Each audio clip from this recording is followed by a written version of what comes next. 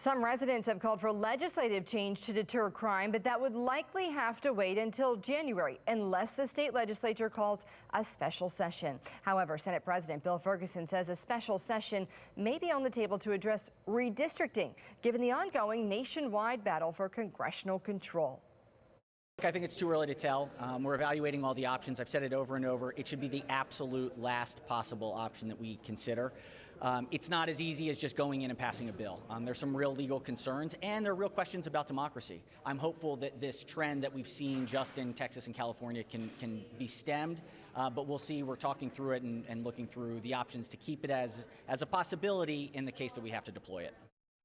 Maryland hasn't held a special session in 4 years, despite calls for lawmakers to reconvene on issues from crime to the budget to the impact of federal government cuts. Fox 45's Jeff Abel joins us live with why some critics say a special session on redistricting would put political interest over what's best for Marylanders. Jeff. Well, of all the problems facing this state, lawmakers are debating whether to call a special legislative session this fall, not to handle the budget crisis or the energy crisis, but to redraw congressional maps.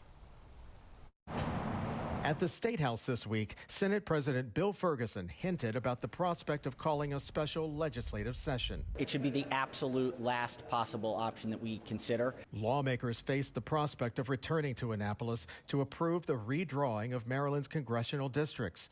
The last time lawmakers returned for a special session was 4 years ago for the very same purpose. I urge this body to vote in favor of the maps drawn by the Governor's Commission. In 2021, lawmakers refused to address the looming crime crisis at a special session, but they did approve the politically charged redrawing of congressional districts.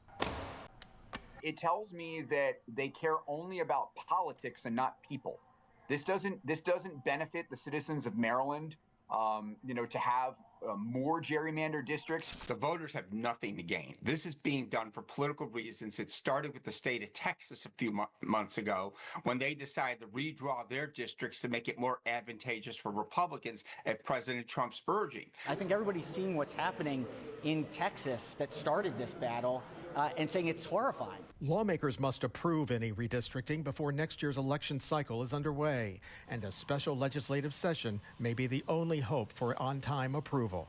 If Senator Ferguson, who I know has talked about it, or anyone else wants to open up Pandora's box, I think it would be welcomed.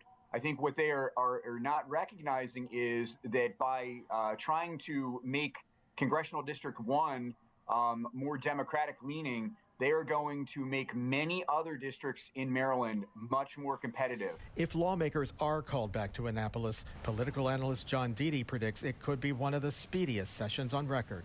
The Democrats have a supermajority in both houses. So they're going to present this thing on one day. They'll run it through a committee quickly. Republicans will yell and scream how unfair it is. And the Democrats will say, okay, now let's have the vote. Deedy says the state desperately needs a long-term fix to this congressional tug-of-war, and it can only happen at the federal level. We're live. Jeff Abel, Fox 45 News. Hi, I'm Maxine Stryker. Thanks for watching. Don't forget to like this video and subscribe to our channel, and check out Fox Baltimore on social media to find more stories like this.